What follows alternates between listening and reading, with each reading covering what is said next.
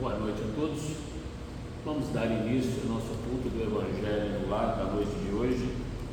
Como sempre fazemos, para a nossa harmonização, uma leitura de uma das mensagens ditada pelo Espírito Emmanuel, nosso querido Chico, no livro Palavras de Vida Eterna. Diante do Mestre: vós sereis meus amigos se fizerdes o que vos mando. Jesus, João 15:14. Aspirando ao título de amigos do Senhor, urge não lhe perdemos as instruções. Imbuídos de entusiasmo, somos pródigos em manifestações exteriores quanto a esse propósito, acrescendo notar que quase todas elas se caracterizam por alto valor indutivo. Esforçamo-nos por estudar palavras e atitudes, e claramente não dispomos de quaisquer recursos outros para penetrar-lhes o luminoso sentido. Administramos conselhos preciosos em nome dele, sem que nos seja permitido manejar veículo mais adequado às circunstâncias, a fim de que irmãos nossos consigam encontrar a direção ou o caminho de que se mostram carecedores. Escrevemos páginas que lhe expressam as diretrizes e não nos cabe agir de outro modo para que se nos amplie na terra a cultura do Espírito. Levantamos tribunas em que lhe retratamos o ensino pelo verbo bem posto, sendo necessário que assim procedamos, difundindo esclarecimentos edificantes que nos favoreçam a educação dos sentimentos. Realizamos pesquisas laboriosas, ajustando as elucidações inspiradas por ele aos preceitos gramaticais em voga, competindo-nos reconhecer que não existe outra via senão essa para fazer-lhe a orientação respeitada nas assembleias humanas. Entretanto, isso não basta. Ele mesmo não se limitou a induzir, demonstrando a própria união com o eterno bem, consagrou-se a substancializá-lo na construção do bem de todos. Em verdade, podemos reverenciar o Cristo aqui e ali, dessa ou daquela forma, resultando invariavelmente alguma vantagem de semelhante norma externa, mas para sabermos como usufruir da sublime intimidade, é forçoso lhe ouçamos a afirmação categórica: vós sereis meus amigos se fizerdes o que vos mando. Então vamos elevar os nossos pensamentos, rogando ao nosso Pai, ao nosso Criador, todas as bênçãos, toda a luz, toda a serenidade e equilíbrio que nós, encarnados e desencarnados aqui presentes, necessitamos. Te agradecemos, Senhor Jesus, nosso guia e modelo, por todos os ensinamentos, por todas as lições morais. Te agradecemos por ter permitido a presença desses irmãos da pátria espiritual que aqui comparecem para aprender conosco na noite de hoje. Gratidão à espiritualidade maior que nos envolve, nos assiste, nos inspira e nos intui, que nos traz o bálsamo necessário para que nós possamos refletir sobre os nossos embates do dia a dia. Gratidão, Pai, pela semana que se passou, pelo alimento, pela água, pelo teto e pelo agasalho. Gratidão pela saúde e pelo nosso emprego. Gratidão pelo nosso lar, pelos nossos entes queridos, encarnados e desencarnados, onde quer que se encontrem. Te agradecemos igualmente pelos nossos amigos e também por aqueles que se julgam nossos inimigos. Que a luz, a paz, o equilíbrio e a sabedoria que rogamos para nós outros recai igualmente sobre cada um desses nossos irmãos sobre a face da terra. E assim, Pai, imensamente agradecidos por esta oportunidade, como pedintes que somos, te rogamos nesse instante, permita que nossa Mãe Maria, juntamente com os legionários do bem, leve a todos os nossos irmãos que partiram deste plano pela porta do suicídio a sensação de equilíbrio, de paz, as nossas vibrações de amor e de carinho, fortalecendo-o, Senhor Jesus, trazendo a cada um deles a energia necessária para que possam lutar para em breve estar no nosso seio novamente. E com a oração que o Senhor nos ensinaste, iniciamos o culto do Evangelho da noite de hoje. Pai nosso que estais no céu, santificado seja o vosso nome, venha a nós o vosso reino, seja feita a vossa vontade, assim na terra como ela é feita no céu. O pão nosso de cada dia nos dai hoje. Perdoai as nossas ofensas na medida em que perdoarmos aos nossos ofensores. E não nos deixeis entregue às tentações, mas livra-nos, Senhor Jesus, de todos os males, hoje, agora e sempre.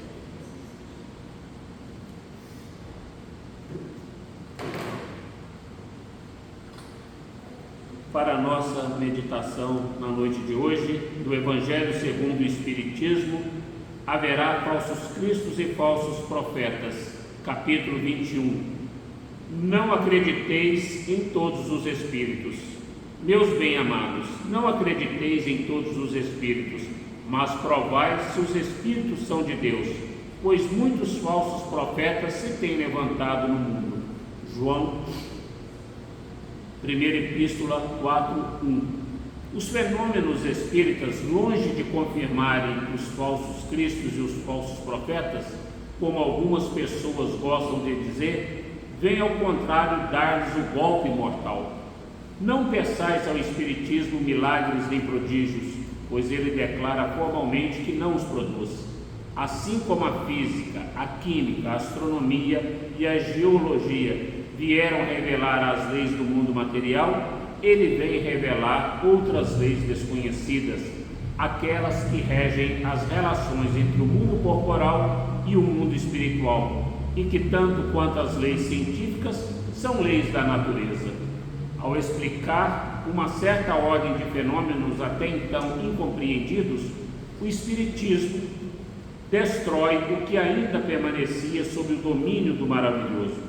Aqueles que estivessem tentados a explorar esses fenômenos em seu proveito, fazendo-se passar por Messias de Deus, não poderiam abusar por muito tempo da credulidade e logo seriam desmascarados. Aliás, como já ficou dito, só esses fenômenos por si mesmos nada provam. A missão se prova por efeitos morais que nem todos podem produzir. Eis um dos resultados do desenvolvimento da ciência espírita. Pesquisando a causa de certos fenômenos, ela levanta o véu de muitos mistérios. Aqueles que preferem a obscuridade à luz são os únicos interessados em combatê-la, mas a verdade é como o sol, dissipa os nevoeiros mais densos. O Espiritismo vem revelar uma outra categoria bem mais perigosa de falsos cristos e de falsos profetas, que se encontram não entre os homens, mas entre os desencarnados. É a dos espíritos embusteiros, hipócritas, orgulhosos e falsos sábios, que da terra passaram para a erraticidade e se disfarçam com nomes veneráveis para procurar, disfarçados pela máscara com que se cobrem, tornar suas ideias aceitáveis, frequentemente as mais extravagantes e absurdas. Antes que as relações mediúnicas fossem conhecidas, eles atuavam com menos ostentação, menos pompa, pela inspiração, pela mediunidade inconsciente, auditiva ou de incorporação. O número daqueles que em diversas épocas, mas principalmente nesses últimos tempos, se apresentaram como um dos antigos profetas, como Cristo, como Maria, mãe do Cristo e até mesmo como Deus, é considerável. O apóstolo João nos previne contra eles quando diz: meus bem-amados, não acrediteis em todos os espíritos, mas provai se os espíritos são de Deus, pois muitos falsos profetas têm surgido no mundo.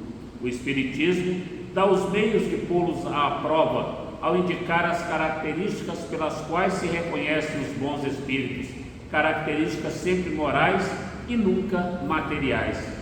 É para distinguir entre os bons e os maus espíritos que podem, sobretudo, se aplicar estas palavras de Jesus: reconhece-se qualidade da árvore pelo seu fruto. Uma boa árvore não pode produzir maus frutos, e uma árvore má não pode produzir bons frutos. Julgam-se os espíritos pela qualidade de suas obras, como a uma árvore pela qualidade de seus frutos. Então, mais uma vez, o Evangelho nos conclama a analisarmos com serenidade, com clareza, com discernimento e sabedoria, todas as mensagens que nos são ditadas pelos Espíritos através dos médiuns. Como nós bem sabemos, os médiuns nada mais são do que os intermediários, os medianeiros entre o mundo corporal, entre o mundo material, como queiramos chamá-lo, e o mundo espiritual. E como já nos ensina os Espíritos, o telefone toca de lá para cá. Sempre o telefone irá tocar do mundo espiritual para o mundo material.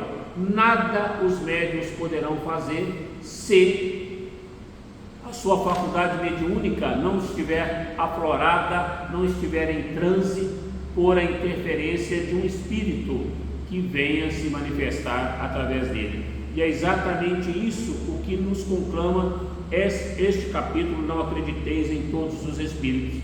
Porque nós, no mundo carnal, quando despojarmos desta veste, iremos para a erraticidade com todas as nossas qualidades morais ou não. Então nós nos depararemos na erraticidade, no plano espiritual, com tudo que tivermos de bom ou de ruim.